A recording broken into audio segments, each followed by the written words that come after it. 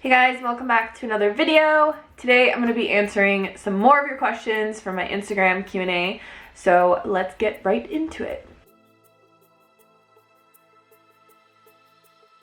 Okay, so whenever I think about nutrition and human health, I think about what we would eat if we were in nature. And there's two parts to this because I do believe back way in the day, we used to be 100% fruitarian, frugivores.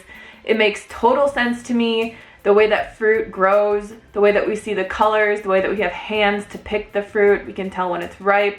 Our taste buds are censored towards like sweet and juicy, and there's tons of water in it, and all the nutrients and everything that we need to survive is in fruit. And I do believe you could be like 100% fruitarian. Do I think that that is like normal in today's society? No. And that's why I put such an emphasis on whole plant foods, because that's what makes the most sense to me. Evolutionarily, like, we would have moved away from the tropics. We started, harvesting potatoes, and we started pair bonding and all of these types of things, and we were able to take over the entire planet doing that, whereas we never would have been able to do that as sole fruitarians. So it is very beneficial that we can digest and assimilate tons of different things for our body to run off of. And yeah, you can run off of a meat, dairy, high fat diet, but is it beneficial to your body? Is it healthy? Is it even sustainable? In my opinion, no way. I 100% think that you are trading your health for weight loss. And it's not even like long-term sustainable weight loss, because when people are eating a ketogenic diet, they're basically forcing their body to do something completely unnatural. Our bodies run off of glucose. The ketogenic diet doesn't make any sense to me, because your cells don't run off of fat.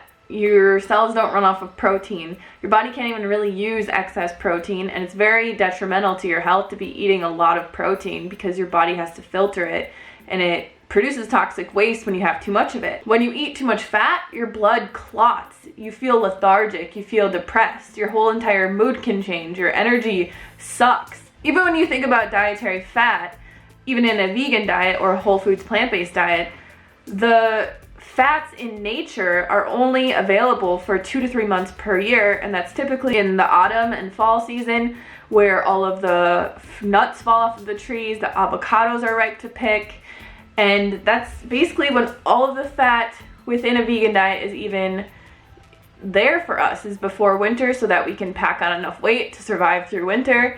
So in the past, we probably would have eaten a ton of nuts and a lot of seeds and a lot of avocados and packed on a good firm amount of weight to get us through the cold winter, when there wasn't as much fruit or potatoes or other food sources available for us to eat. So the only way that I really can explain it, because I'm not like a scientist or a doctor, is it doesn't make sense in a natural aspect to me to eat a ketogenic diet. But I will post some links down below to scientific studies that have been done that completely prove that the weight loss is never sustainable, that it causes massive amounts of disease in people, that their energy gets all screwed up and they become like really cold all the time, and it literally just makes you sick. So I'll put those links below for you guys and you can check them out, but to me it really doesn't make any sense whatsoever. So my necklaces are from two places. This one is from Luna Sky Jewelry, and so is this little moon one, if you can see that. And then this middle one is from Megan Moon, who I met on the Big Island, and I've just been following her and her husband Evan's channel forever. So I will leave the links below to that as well for you guys. But yeah, I love my necklaces, and I get asked every single day, multiple times a day, and I try and post about it on Instagram and all this stuff, and people just keep asking. My biggest tip for saving money is get out of debt. Any way that you possibly can, get out of debt. That is the biggest thing you could possibly do to free yourself, to not have to pay massive amounts of money to credit cards and pay for a car and pay for a house and pay for all these things, and literally like just free yourself from that trap, because people don't realize how much interest they're paying on things when they're paying with like a credit card that they don't pay off right away, or they have a 30-year mortgage, or they have, you know, this really fancy car. And I'll just tell you guys like my experience, which is really funny, because at my old job I was making like $65,000 to $70,000 per year. And I owned a house, I had a Mercedes, I had like all the nice clothing you could possibly ever want, just tons of expensive shit. And it was funny because when I met my husband, he was living in his parents' basement, not even making the threshold to claim taxes in Canada. So he was making like less than $10,000 a year. And, you know, most people would look at him and be like, he's a loser. But when we ended up getting rid of my house, getting rid of my car, paying off all my credit card debt and all of those things, I had like negative $7,000 and he had like $4,000 or $5,000 saved. So people would look at me and be like, oh, she's so successful, she has a Mercedes and she has all these like nice Coach bags or whatever. I didn't really have any Coach bags, but like nice bags and really nice clothes. That's not the case. But people look at people that have expensive things and they think that those people are successful, which is 100% not true.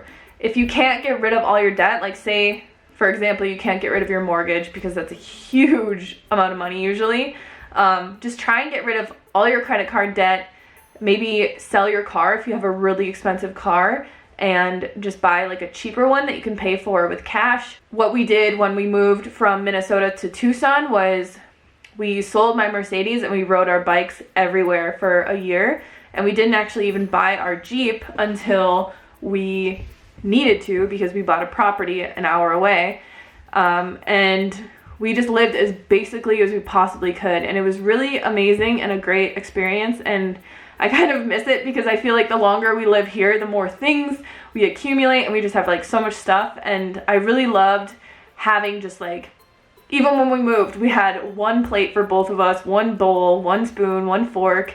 We traveled across the country with everything we had in like a small sports car Mercedes. And then when we got to Tucson, we sold it, and like we had our bed with us, we had all our clothes with us, we had my dogs, or our dogs, we had everything that we owned in this car. And it was really fun to just like completely downsize our life and start over.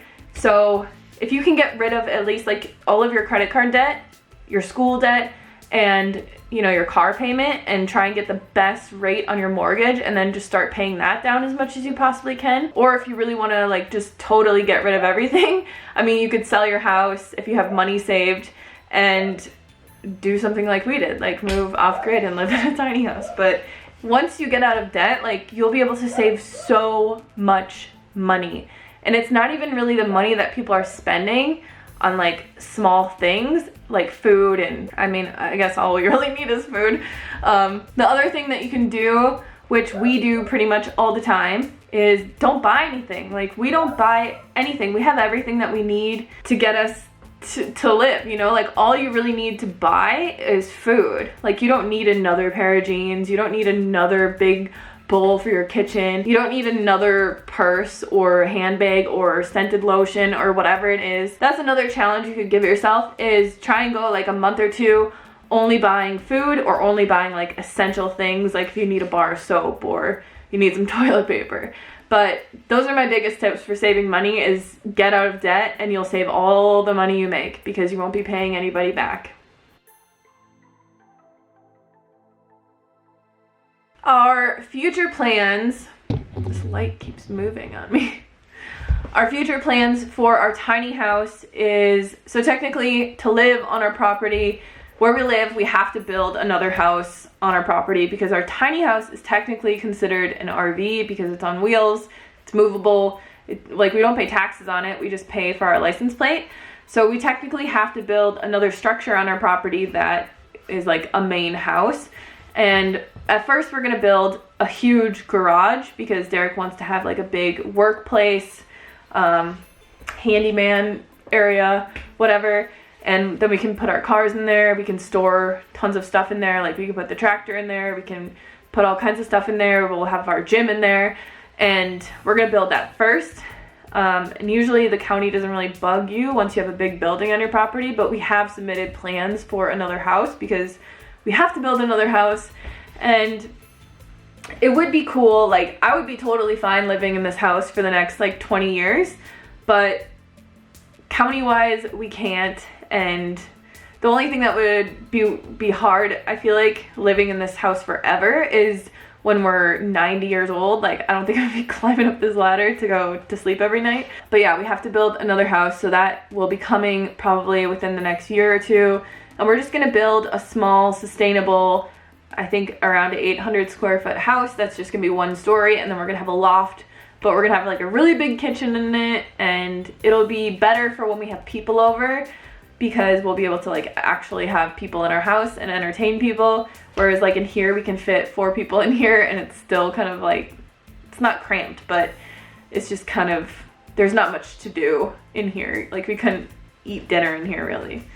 So yeah, we're gonna be building another house, and that's all we have in the works for right now. My essentials in the kitchen. I gotta think about this because I didn't think about it in advance. Number 1 would be my rice cooker, because we probably eat rice every single day, or at least 6 times a week. Like there's probably one day in the week where I don't eat rice. The other one would be our Instant Pot, which we cook everything else in basically, unless I'm making fries or something. We cook everything in there, like soups and chilies and stews and all that kind of stuff. We steam potatoes in there. Those are our 2 most used appliances. The third one would be my Vitamix, because I actually haven't been using my food processor at all. I've just been using my Vitamix. I did get the newer one that has the more like wide bottom, so that I haven't really needed to use my food processor. Other, like if we're not counting knives and plates and bowls and stuff like that, I would say the 4th thing would be my immersion blender, because I can just stick it into a pot of stew or soup and just blend it up, or I can even make like smoothies in a jar with it, and then I don't have to clean my Vitamix. And then the 5th thing would probably be my griddler. I think it's called a griddler. So it comes with interchangeable plates, so it has one that is like a grill. What it is it's like a really badass George Foreman grill. It's just like a countertop grill. But the plates are irreversible or reversible. So one side has a griddle, yeah, for like pancakes and things that you don't want grill marks on. And then the other side of that has grill marks on it. And then I also got on Amazon another set of plates for it that are waffle plates. That thing just, it helps so much with being in a tiny house and not having to have like a waffle maker and a flat grill and then a normal like panini press or something like that. Not that we make really fancy stuff anyways, but it just helps cut down on space a lot. So I would say, was that 5? Yeah, those are my 5 essentials in the kitchen. Every day I drink a gallon of water, and for some people that you might think that that's a lot, but I think just because of my diet and stuff, I just like to drink a lot of water. I don't know, if I ate like a ton of fruits and smoothies and stuff like that, I probably wouldn't drink as much water, but I start my day with 2 liters of water pretty much every day, and it goes down super easy. Like I don't have to struggle to drink it. And then the rest of the day I will drink 2 other liters of water. So I drink 4 liters of water a day, which is basically like a gallon. And between like that, I'll drink, some days I'll wake up and have like a coffee. Some days I'll have just like an herbal tea. Some days I will have throughout the day like a green juice. Sometimes I'll make green juice. But basically all I drink is tea, water, and juices, and that's it. My thoughts on alcohol. Oh, and kombucha. We drink a lot of kombucha. So my thoughts on alcohol is the same as my thoughts on junk food. I would classify alcohol the same as junk food, and I don't even know if you ask me like which one is worse. in small quantities, like which one I would say is worse. I would honestly say like I would rather have a glass of like wine than like a bag of chips, just because I feel like it would be healthier, but that's debatable. The thing with alcohol though is we don't keep alcohol in our house, just like we don't keep junk food in our house, and we don't drink a lot. Like the other day our friends came over and they brought some champagne because they actually just bought a lot of land down here, so they're our neighbors now. So we had like half a glass of champagne, and then I can't really remember the last time I drank. But we don't keep it in the house, just because if you have anything in the house, like especially something you struggle with or used to struggle with, which I used to struggle with junk food and alcohol, but I don't feel like I have a problem with it anymore. So we just basically don't keep it in the house, and if we go out, like we'll have a glass of wine or like a beer or something, or like if we're on vacation, we will have like a beer or something too, but we don't get like drunk. That's basically it with alcohol. I think a great replacement for alcohol, like if you drink it every day, is kombucha, which it does take a little bit of time to get used to if you've never had it before. But kombucha, we drink that every day, and I would say like that is a great replacement for alcohol, just because it's fizzy and it's kind of like a sparkling wine, but it doesn't, I mean, it has trace amounts of alcohol in it, but it's very, very, very low, like not even 1%, and you're not gonna like get drunk off of kombucha. All right, that is it for my Q&A today. If you haven't noticed, I've been trying to make more videos. I kind of just like got out of the loop and we got really busy with stuff, and we've been working on a lot of stuff and whatever, all these excuses. But I'm gonna try and get back to making like 2 or 3 videos a week. So let me know what you guys want to see. I think I'm gonna have another meal plan video coming up, and I don't really know what else I have planned, but let me know what you guys want to see in the comments box below, and I'll see you on the next video. Peace.